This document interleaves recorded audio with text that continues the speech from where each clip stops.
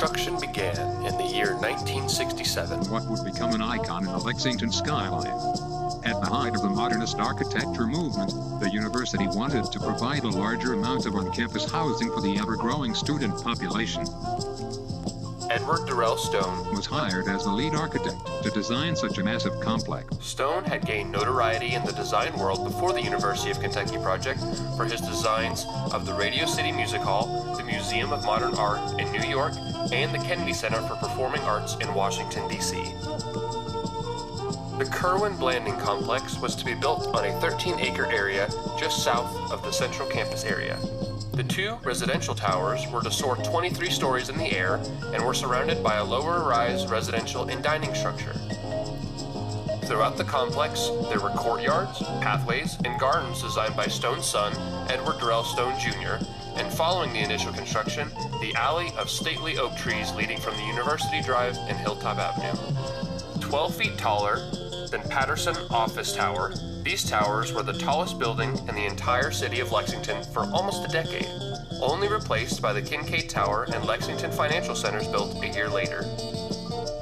In 2015, the dining hall on the central corner of the complex was set to close, followed by both of the towers in 2016 and all the low-rise dorms in 2017. December 12, 2017, on the 50th anniversary of their construction, the university announced their demolition plans for the complex.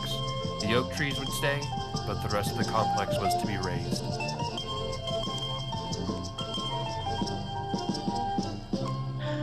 My name is Mike Sinay. I attended the University of Kentucky at Lexington from the fall of 1986 until graduation in the spring of 1990. I lived my first 2 years in Lexington in the Kirwan Blanding Complex.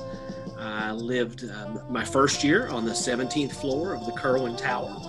And then the second year, I lived in either Blanding 3 or Blanding 4. I can't recall exactly which one it was.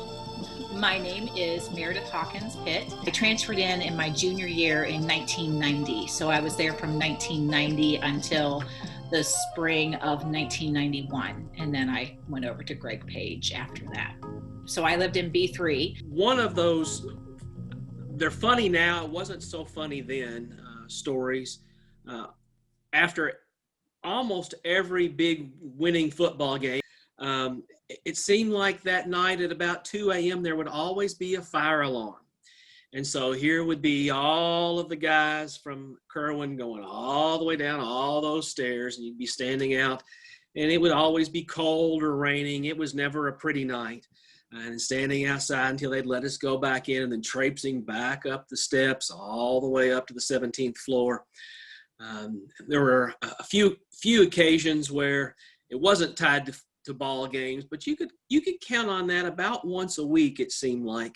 Fire drills would happen at all hours. It did not matter whether it was 3 o'clock in the morning or if it was 3 o'clock in the afternoon. Now, of course, living in the squatty building, it wasn't as bad because we only had 3 floors. But in the towers, obviously, they had a little bit more to go up and down. I also remember we would light or turn off the lights in certain rooms that were in the towers, and they would spell out words with the windows. I think they would put "Go" on Kirwan and "Cats" on Blanding, or vice versa, or UK would be on one and something else on the other. And so that was always neat when you would be off campus and drive back in and see those lights lit up like that. There was a takeout place over in the complex that I got some takeout food from a few times. In terms of the big dining area there, I may have eaten there once or twice, but I was more of a K-Layer guy. They had the best hamburgers. They had the best. It was like a grill, and so it was actually a fairly decent place to eat. So we would go down there and we would eat, and that's where we would eat most of the time. There was an area out in front of the Blanding Tower. They called it Blanding Beach, and that's where everybody would go, and that's where you'd throw your frisbees and throw football around or lay out in the springtime. And all that would be gone. The courtyard I love. We would go out there and we would just, relax out there. We would also go out there and study. My roommates and I would go out there and study. I mean, it was just kind of a lush area. It just kind of reminded you of more of Kentucky. So initially, I wasn't too struck by it, but then I began to think back to those times, like of some of the fun times, and they weren't the most pristine for sure, but there were just so many folks crowded into those facilities, and the fact that kids wouldn't have that opportunity moving forward like we had.